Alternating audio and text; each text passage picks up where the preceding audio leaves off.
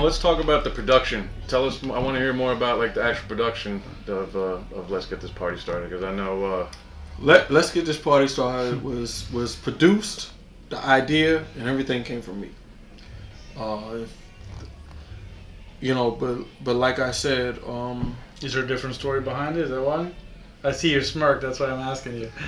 I don't know the story. Well, let's talk more about like Bruce Greenspan is a very well-known engineer. Right. He gets a lot of credit for the big sound of that record. Yeah, absolutely. And Mark, there was a guy, Mark Boccaccio. I can't say, I don't know if I said his name right. Mark Boccaccio. Right, but he had a lot to do with our sound, but the basic 808 track that came out of that came from my 808 in my bedroom, and as well as Cheryl and Donna, and I guess the point I'm trying to get to is I was the beat and Cooley was the brains. You know what I'm saying? And when y'all were making that record in the studio, did y'all like right away know y'all had a monster on your hands? Like when you heard that? No. I mean, I could take you back to Cheryl and Donna. Like I said, it was the B-side record.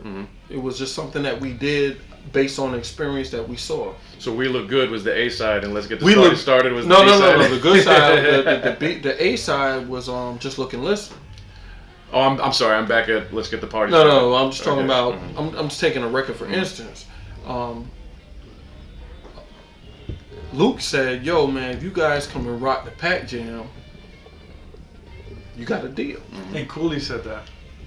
So, and it's probably something he'll never forget. I'll never forget because it was scary shit in my life. Let me ask you. It was like 51st in Miami. Was PAC-JAM. You know about where were you at when he said this? This is his office. This is where? No. It was. See, this is how Luke played the game. Okay. The song was already hot.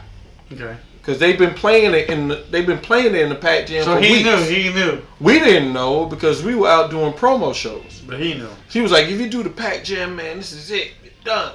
Come and do this show. But that was his payday because the song was already hot.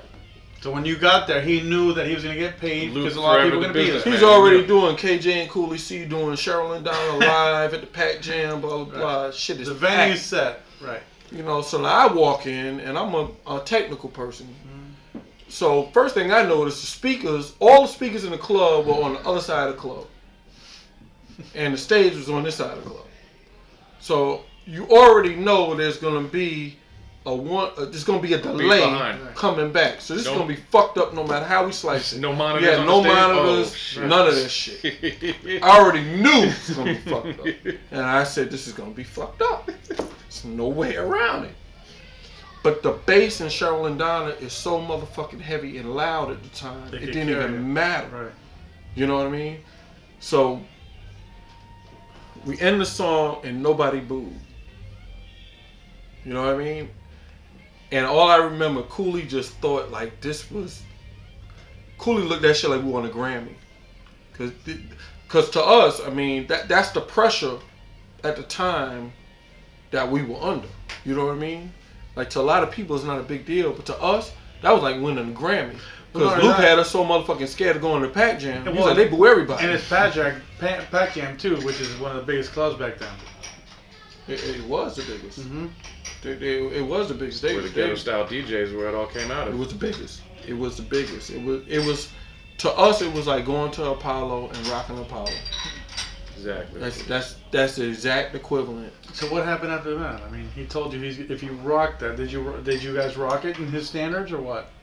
Yeah. After that, we got an album deal and then we opened up for them on most of their dates, and you know, that's when the money started getting funny, and Beware said, yo, let's bounce and let's start Beware Records. And now to fast forward. You know, then we get into the Beware Records thing, and we go into the studio with Stevie B to do an album, to start working on an album, and then Stevie busts out with a hit.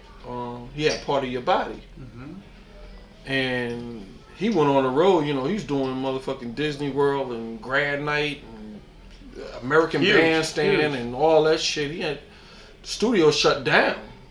You know, and our shit sat in there for damn near a year. Over a year. Over a year. I mean, with no mixing, no nothing, this, that, and other. So, Beware just decided to put the shit out. And y'all know the history. The quality was terrible. But if you listen to songs are great, the but like songs you on said, there, the quality was such a disappointment to hear the quality of the album.